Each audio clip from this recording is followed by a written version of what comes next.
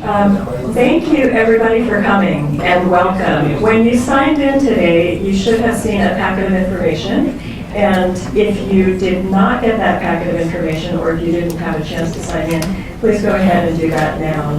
The information in that packet is all related to the content of today, and it's going to be good things for you to refer back to when questions come up around the content of the day. It has a lot of great documents in it. You also should have received some documents prior to today's meeting for some homework. And for those of you who read it, you have a really nice framework for what we're going to be talking about today. And if you didn't get a chance to read it, don't worry. We're going to bring you up to speed, and then you can refer to those documents at any time in the future.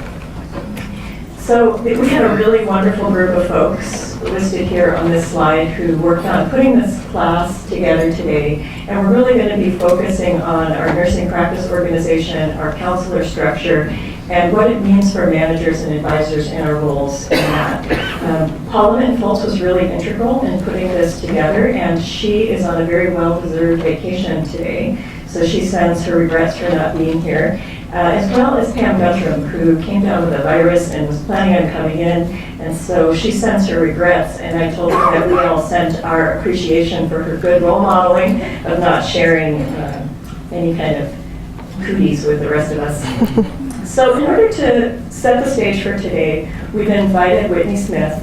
And for any of you who don't know Whitney yet, Whitney is the chair of her unit practice council on the TSICU. And Whitney is also the chair of our nurse practice council. And our nurse practice council, for those of you who may not be as familiar with our counselor structure, is the group of all of our chairs and or co-chairs that meet to represent our broader institution, both inpatient and outpatient. So without further ado, I'm going to invite Whitney up, and she is going to share with you a reflection that will help set the stage for today. I'm Whitney, like she said. My reflection today is from Benjamin Franklin. It's tell me and I forget, teach me and I may remember, involve me and I learn. This speaks to me being part of this whole last 2 years of this project, of this process rather. From a point of view of we get told things constantly at the bedside. There's always new things coming out. We get taught things constantly, and then sometimes our hardest lessons come from what we learn, and our best lessons come from what we learn. And I have learned so much from this by being involved, by trying to do things and realizing, okay, that's why this doesn't work that way. And from coming up against the big giant walls that sometimes exist and realizing, okay, so we can get over this wall, we just have to be creative about it. And how do we be creative about it? And getting everyone else involved has also taught me that I have a wonderful group of coworkers who, even though they don't necessarily always show up to meetings, they're passionate and they want to do what's right for everybody, and they want to do what's best for the patients, and they really come here because they want to be here. And so that's been really exciting to kind of go through all of that. And I'm excited that as we go forward, as the bedside nurses get more and more involved and have more parts to play in their own practice and more parts to play in their own unit, that they'll continue to keep themselves involved and continue to learn about what it means to be at the bedside, and also what it means to lead and to grow in their own roles as a bedside nurse, and also in their own roles as a leader and a person, and a good part of their own culture. So I hope you guys all learned a bunch today, and thank you guys so much for all supporting the bedside nurses' jobs and roles and our push forward as we go through with this. So thank you. So I want to take this moment and introduce our Chief Nursing Officer, Darcy Jaffe. And Darcy is really going to set the stage today for an overview and the objectives that we'll all be learning about. Thanks, Darcy. Thanks, Sunniva. Welcome. I just spent last week at the Vizient UHC CNO Network Council in Savannah, and I always come back from those meetings so grateful for the opportunity to work with all of you. And it really reinforces the level of leadership we have here that maybe sometimes we take for granted, but really is not the norm from my conversations with some of my CNO colleagues across the country. So in the next few minutes, I don't want to take a lot of time. I really want you to be able to have the majority of the meeting to learn today. And so I get 15 minutes on the agenda, but I really hope that I'll just have it less than that even. So I was given 2 assignments to share with you. One was a little bit of the why behind why we developed a curriculum to help with what is shared governance, how can we support that, how can we do it better. And then my thoughts about my expectations for the managers and the assistant managers, are sort of formal nurse leaders, the expectations on your part in regard to the shared governance at your unit level and also at the organizational level. So first, for those of you that are nurse managers in the audience, you know that we have our monthly CNO lunches where we talk about the art of nursing leadership, right? We really base that, for those of you that don't attend, base that on AONE's nurse manager competencies, where there is a self-assessment that talks about the science of nursing leadership. So that's your finances and staffing models and those sort of basic textbook things. And then there's a part of it that's the art of nursing leadership. And that is more about your self-development as a leader. It's a more internal process. There's also, out of the Center for Creative Learning, Nick Petrie wrote a white paper about what he calls horizontal and vertical leadership development. Horizontal being that technical science sort of side, and then the vertical is your growth within yourself as a leader. And so we also look to the vertical development of the nurse leader in these monthly meetings. So once a year, we've been doing this now for almost 4 years. Some of you have been there from the beginning. But once a year, I ask the nurses and the nurse leaders and the nurse managers to do a self-assessment using the AONE self-assessment on the art of nursing competencies. And then we take that information and it helps us to set the framework for the next year as we think of topics to discuss each month. For the first 3 times that the self-assessment was taken, wanting to know more about shared governance was one of the top 3 priorities. And that is a lot of the basis for what you're going to start to learn today. I will say that this year that fell off the top 3. It's still high, but I think it goes towards the learning that you're already doing. Some of it's self-taught, right? Because we're pretty good at organically doing things here at Harborview. I hope that today will go further in accelerating that understanding, the ability to continue our evolution of shared leadership. I firmly believe in shared leadership, and anybody that's worked with me over the years knows that that's something that to me feels like a natural part of the way to provide health care. That we all have our part to play, we're all important, and there's none of us that have a more or less important role in the care of the patient. That I do believe that the people that are in the mix of things really can tell you what works better and what doesn't work better. As leaders, part of our role and part of my role is to be able to provide a bigger picture, to bring in parts of information that you might not know about by being in a particular care setting, but also to carry forward the voice of the nurse leader at different venues across both Harborview and our UW Medicine system. So that's a little bit of the why behind what we're going to be doing today. And when we say we, I don't mean me, because I can't take credit for the curriculum that was developed. It was by much smarter people than me.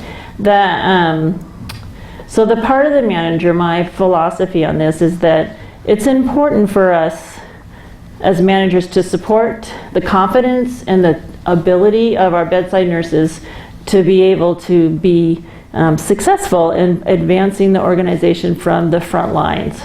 So I met with the nurse practice committee, I think last month, to have a similar conversation with them. And some of the feedback I got was that some managers felt like they weren't supposed to be involved at all, right? And some managers were more involved than maybe the unit practice council wanted. And that completely makes sense, because as I said, we're developing this a little bit, as wolves in the wild. You're kind of on your own a little bit more than I wish that we had done. But the reality is that as the leader on the unit, you're the coach, and so you're coaching them to be successful and to be on their own. And as Whitney put in the slide here, that ideally, you're going to you're going to be able to sit back and let them do the work, right? In the beginning, you would need to help a little bit more to set up the structure, but as the group becomes more mature, then the need for you to have more direct involvement might be less. We have rules that we have to set up. I did mention to the Nurse Practice Council that I expect that the projects and the initiatives that might come out of there are something that truly does drive the success of Harborview, that these are not school projects to be doing just for the sake of doing them.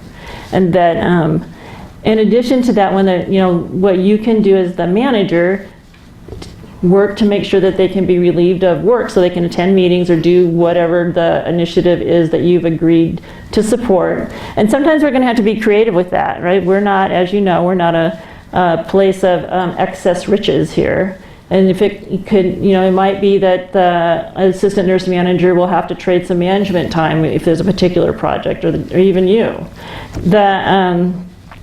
I did recommend, and this is something maybe as we go forward, that projects need to include the budget. Just as many of you that have retreats and you put in the number of hours you think are going to be needed for the retreat and the money associated with that so you can see the full picture. This would be something that I recommended that is considered when an initiative is being proposed, is to include how many staff hours do you think are going to be needed for the to do the proposal, and how are you going to budget for that at your unit level, and the Unit Practice Council can be involved in that conversation. How are you going to do that? Because we still have to be realistic about what can be accomplished.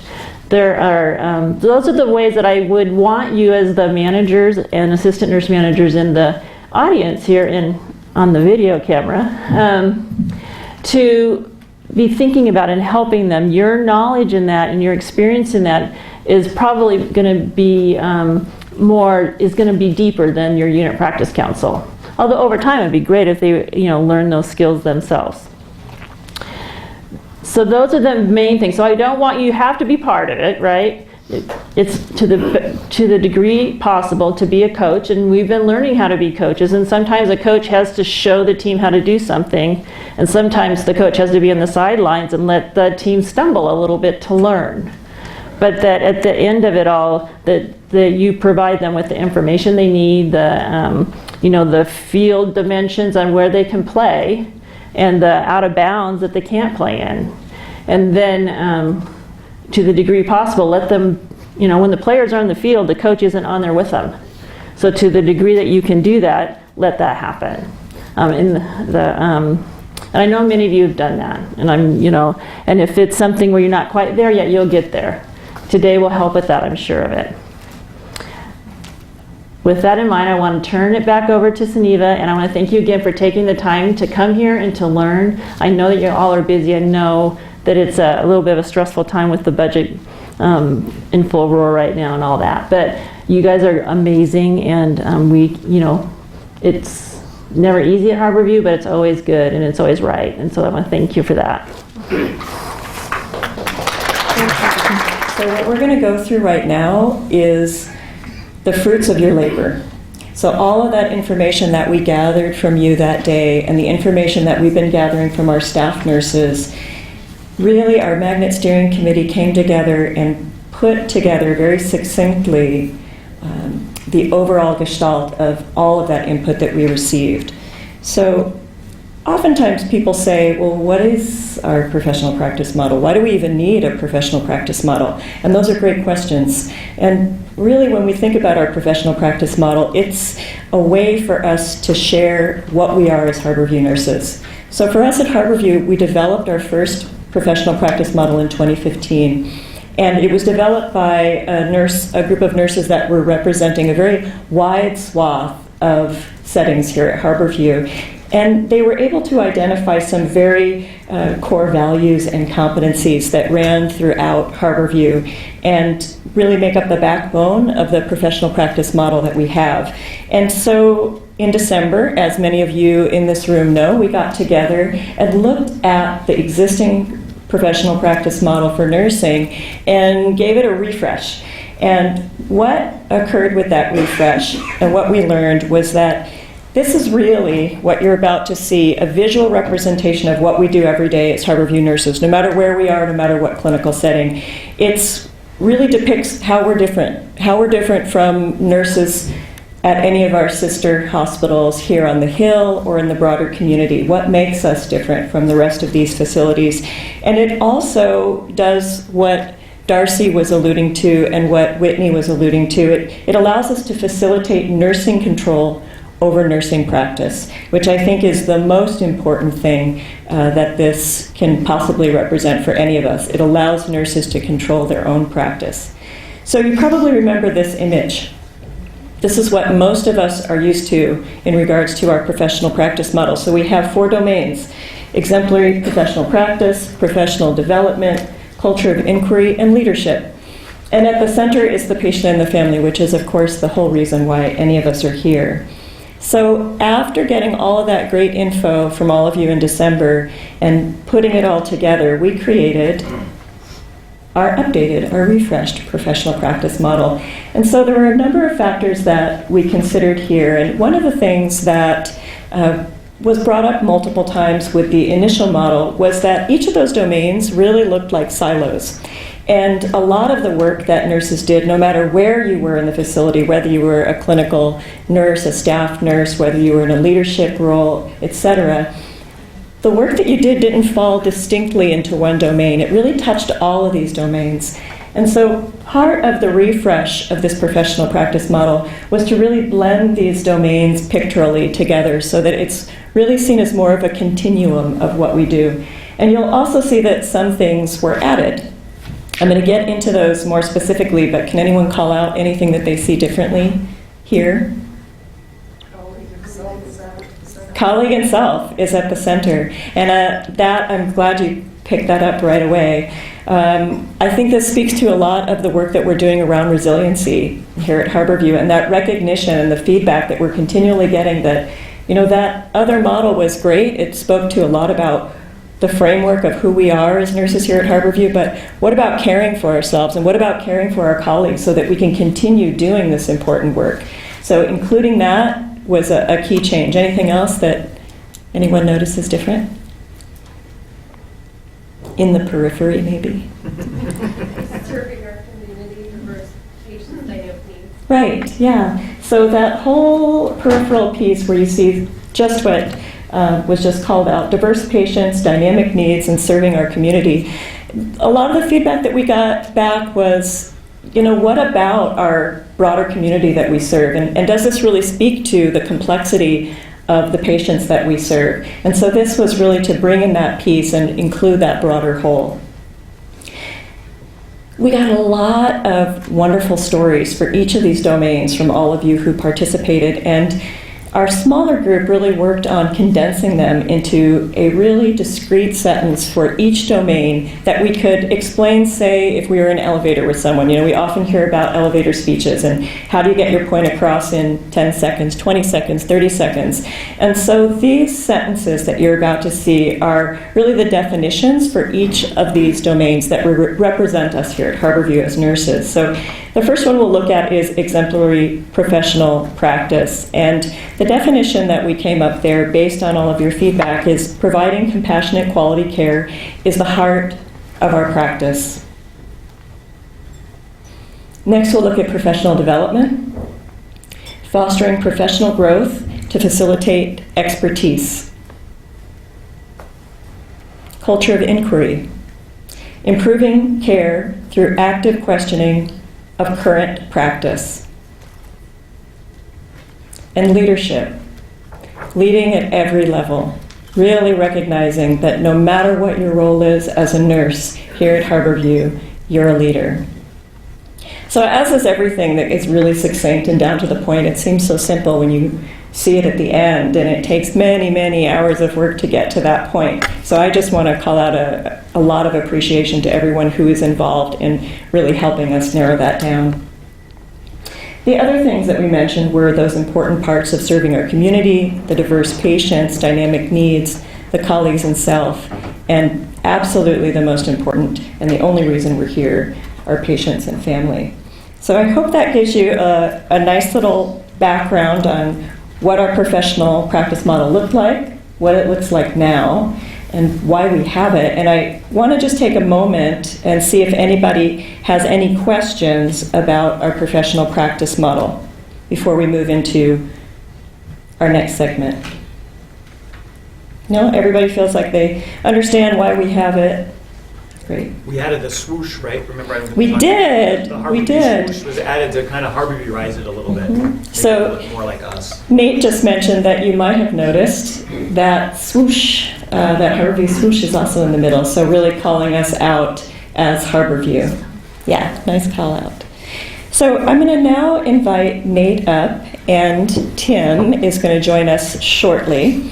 And we're really going to talk a little bit more about shared governance, the principles of shared governance, and a lot of this is based on if you did the pre-reading for today's class, based on that pre-reading.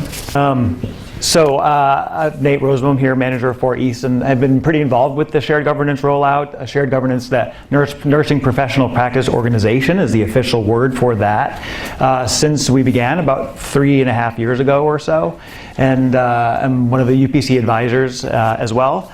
And that is why I'm here to tell you a little bit more about shared governance at Harborview and what is the whole point of it. When Deb Kirkley was here 3 years ago, a lot of the managers, we were, I think in the CNO meeting actually, we talked a lot about control over nursing practice, and we had a little bit of an introduction, but we didn't, from then, a lot of the work is focused on rolling out the unit practice councils, which I think we've done a fantastic job of.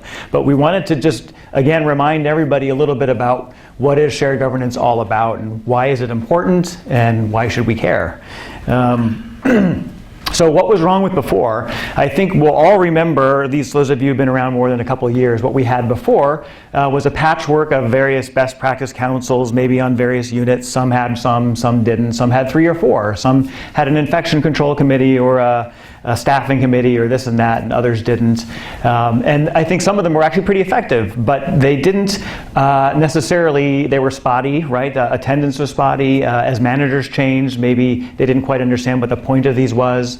There wasn't really any way to budget for this necessarily. Again, some units did very well. When I was on the NICU, we had a best practice committee, and we did a couple of great things. But what you had maybe was various committees working even on the same thing and not even knowing what each committee was working on.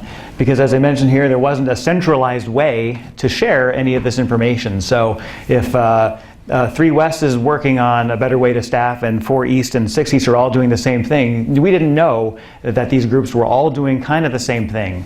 There also really wasn't, like I mentioned, fiscal support necessarily. So again, depending on the manager, you either had support or not. There wasn't always an effort to get people from different shifts to any of these meetings if they even existed at all on your units. Also, inconsistent access to advisors and or educators. They're very helpful in moving projects along, helping you from going off the rails, and just offering support. And I think depending again on the committees, there was this or there wasn't this. Basically, we didn't have structure, which is what this is all about. What the Nursing Professional Practice Organization is all about is offering a structure to provide for all of these things. So what is shared governance? I'm just going to read this to you, sorry. It's not a process, but a structure, again, for decentralized shared decision making in which nurses and managers collaborate to achieve organizational goals.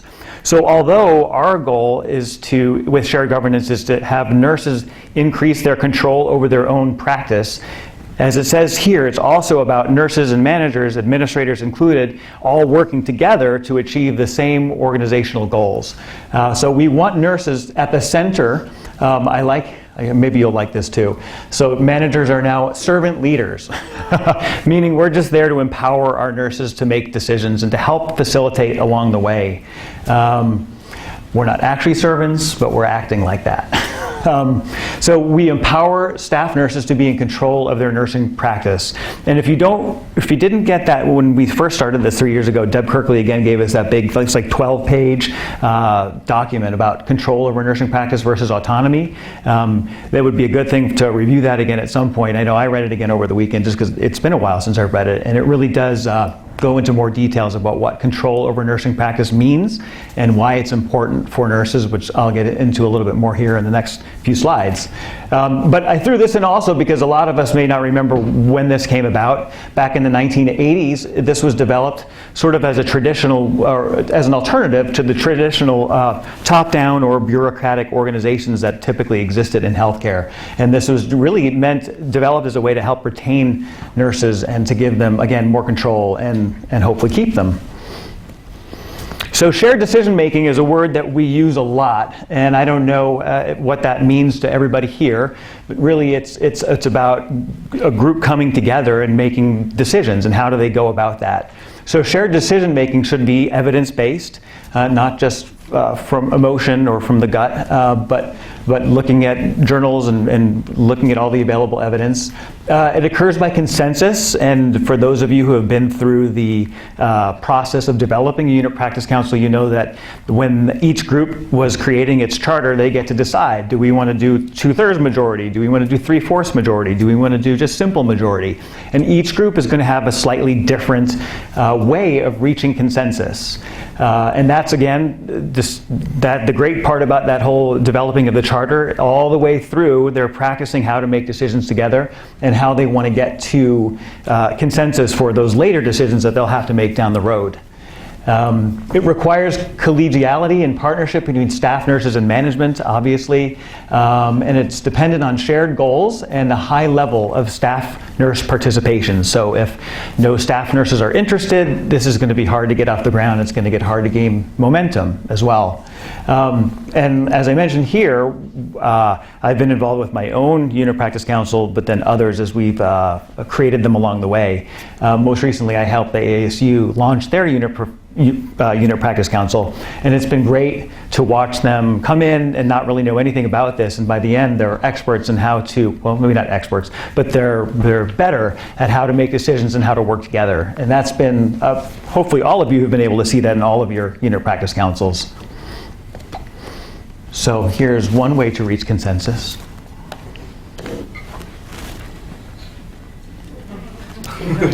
If this is happening regularly, we've got problems. And I think if you could continue. Oh, he's not going to come. So I wanted to put this in there too because I think it's important. I think it's common sense, but it does deserve being pointed out that there is a good business case for shared governance. And I just point out this article from the Journal of Nursing Administration from 2016 talks about, you know, if you have I'll just read that first quote. The level of employee engagement within an organization is inherently linked to the level of decision-making authority held by employees, especially related to issues surrounding everyday work. So obviously that makes sense. If we have a little bit more control over what we're doing in our everyday work, we're going to be happier. Hospitals that have shared governance and increased engagement also have higher HCAHPS scores, which lead to improved nurse and patient outcomes. I think most of this makes sense inherently. If you have increased HCAHPS scores, you'll also get, theoretically, increased reimbursement through the value-based purchasing program. You also have increased nurse satisfaction and retention, which saves you money because nurses aren't turning over and leaving. So this is a great article that talks all about, it looked at a subset of hospitals and HCAHPS scores and those that had magnet status, shared governance, all those things, and really showed that the more involved you are at the front line, the more happy you are and the better, like I said, more reimbursements, better patient outcomes. So there's definitely a business case to be made for such a structure. And also, I think most of us have been able to see this. I know I've talked to a couple of you as I've been advising some of the councils. It's really a great breeding ground, right? I know that for me personally, if this had been around when I was 2 or 3 years into my nursing career at Harborview, I know I would have been wanting to be a part of these councils. There wasn't such a thing back then, so instead I joined the alternative, the Joint Labor Management Council, which is another whole ballgame. But that's what there was, right? And I was looking to be involved with something, so that's where I got involved. But anyway, it's been fantastic to see new chairs become leaders, and you know that these are going to be the people that you're going to tap down the road, even for charge nurse, but hopefully for assistant managers or for other leadership opportunities on your unit or in the hospital. They develop skills not necessarily taught in nursing school. I know I didn't learn how to lead a meeting or necessarily how to listen very well or collaborate or quality improvement. Maybe some of these things were touched on in nursing school, but in these unit practice councils, people are really learning this a whole lot more effectively. And it exposes frontline staff to the larger organization, which I think is so important, right? Because otherwise you're so central, or you're so centered on your own unit and your own crises on your own unit and your own staffing. You're not getting out there and seeing how your unit interplays with the whole rest of the organization, the hospital, and even the bigger organization at large. So these folks that go to the Nurse Practice Council regularly see what else is out there, what else is happening in the hospital, what else is important besides just my own staffing woes or our own quality issues here. And it really does open their eyes to a much larger picture, which is hugely important. And obviously it promotes professional development, which is sort of obvious, I think. I think that was my last slide there. And I am now Pam Guntram. If I had a black wig, I would put that on for you. She couldn't make it today, unfortunately. She's pretty sick. Tim was going to speak, and he is unavailable as well. So I will. Pam wanted to talk a little bit about her history with, which is what I just kind of did, about how we didn't really have a structure before. So that was sort of her point, that we really, in order to effectively start shared governance, we needed a better structure. And so her talk, now my talk, is going to be just relaying a little bit more about our structure here at Harborview for our nursing professional practice organization, otherwise known as shared governance, or SG. So this is what we have now. The Nurse Executive Board sits at the top here, the purple. In the middle we have the Nurse Practice Council. At the bottom we have the Unit Practice Councils, right? So each of us has a chair that chairs our Unit Practice Council. They meet once a month, the second Thursday of every month. Those folks come together at the Nursing Practice Council. Whitney is our representative who also sits on the Nurse Executive Board. Currently I'm sitting on that board as well. So these folks meet here. The chairs of these other committees, the Nursing Professional Development Council and the Nursing Clinical Inquiry Council as well, send a chairperson. So right here, Nurse Practice Council, Whitney's the chair of this. Her co-chair is Cindy from the PACU. Whitney sits on the Nurse Executive Board. It's been fantastic to have her there, and prior to her it was Becky Barton. So Darcy and all the other executives and directors of the nursing team are on this board. It's been great to see them, Becky originally, now Whitney, have a say in many of the decisions that are being made at that level. The Nursing Clinical Inquiry Council is the old research council. If you have unit practice councils that want to start a research project, or even anyone on your floor getting a master's that is looking to do a research project, this is where you want to send them before they get too far, because these folks are going to be able to help them troubleshoot and maybe even help them from going off the rails. The Nursing Professional Development Council, if you were here in November, hopefully you heard that whole group came to talk about what they're doing with mentorship and improving the onboarding of new employees, that sort of thing. The Magnet Steering Committee is over here on the side, just to let everybody know that they're also a group that used to be called the Nursing Design Team, I think, and then we were refashioned into the group that sort of helps to oversee some of this, but helps also to move us forward, and actually was pretty integral in helping with the professional practice model, but also helps move us forward with the gap analysis, or I should say the gap, the magnet, attaining magnet status. And we have an example here of all of our unit practice counselors. There's 25 of them, all in all. We started 3.5 years ago. The last group right here, the ACU, all my old NICU friends, started back in the fall. And there are practice counselors in the emergency room, the ambulatory, and the OR as well. Let's see, supported by an advisor. Staff nurse is the first step into leadership skills, as I mentioned before, project management, facilitation. Rebecca and Matt will go into more detail later on about the project, the framework as far as process improvement. So the Nursing Practice Council, as we mentioned, right there in the middle, Cindy and Whitney are the chair and co-chair. Sorry, I said that wrong. Whitney is the chair, Cindy Artico is the co-chair. And as their purpose is to promote dialogue among nurses and nurse leaders and making decisions impacting delivery of nursing care across multiple nursing units. It's been also wonderful to watch them mature and grow. They started a year ago in October. A lot of that first year was really just spent trying to figure out what they were all about, what their purpose was. They settled initially on wanting to know what all the other councils are working on. So each meeting, and that's continued into the next committee, each meeting, a representative from the unit practice councils will come, or the chair of the unit practice council will talk about what their latest projects are, what problems they've come across, what barriers they've had, what they've learned, and that's been fantastic. Just lately, or just at the last meeting, Cindy here from the OR talked about what the PACU is doing with a checklist of questions that they're asking to the units, and every single nurse in that room was silent for a minute because most of them did not know that women of a certain age need to have a pregnancy test done before they go to the operating room. Not a single person knew this, and this is a problem that they deal with in the operating room when they show up. So every single nurse in that room was shocked by many of the things that she said and really felt like they understood a little bit more about the workflow of the PACU, and that was awesome to see because those folks are going to go back and talk to people on their own units about what they learned from the PACU. And that's what this is all about, is information sharing partly, decision making definitely, but learning from each other. Sorry, I'm kind of blah, blah, blah. That's maybe not what Pam was going to say, but Nursing Professional Development Council, as we know, they came and talked to us back in November. Members are A&Ms, preceptors, clinical educators, working on the preceptor work group, mentor work group, and the blended model work group, and we heard all about them. I will give kudos to our chair, Erin, and Mindy, co-chair over here. And yeah. Again, the NCIC, the Inquiry Council, is the research council.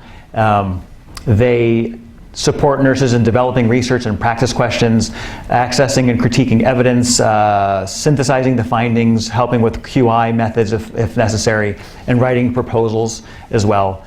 They promote the value of nursing research, evidence-based practice, and quality improvement projects. Yi and Joey are the chair and co-chair currently, and I think it's the fourth Wednesday of every month, if I remember correctly, from 12 to 1. If anyone is interested, I know they were looking for another manager to be involved. Tara is on this group. I was for a while, but I had way too many things going on, so I'm no longer going to this. But if there are any managers or A&Ms interested, I know they're looking for more people to participate. And the Nurse Executive Board is made up of Darcy and Liz and all of our assistant administrators, as well as some directors, Kelly Pannanen over the nurse practitioners and over the CRNAs as well. Kathleen is her name.